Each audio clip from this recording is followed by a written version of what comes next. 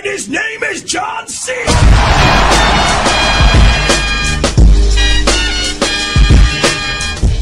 This is how I made a game about dancing cacti whilst knowing absolutely nothing about programming.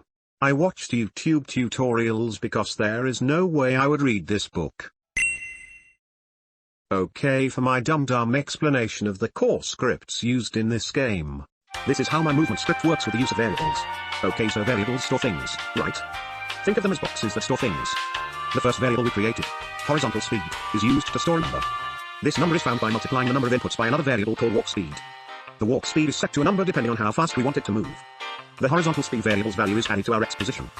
The vertical speed variable is quite similar but has a few simple tweaks such as wall collision. It's that simple.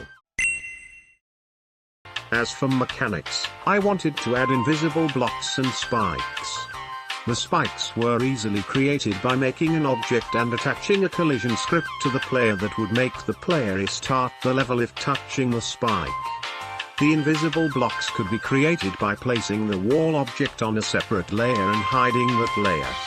There were also mini enemies you could shoot at and would also murder you if contacted.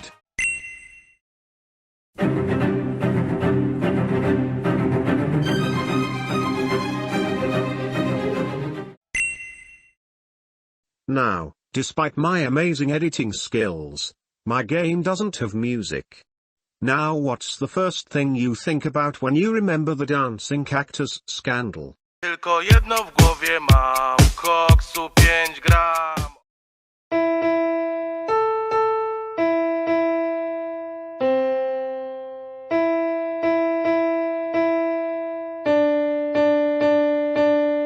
I added a script which would activate once pressing the key home that played the song.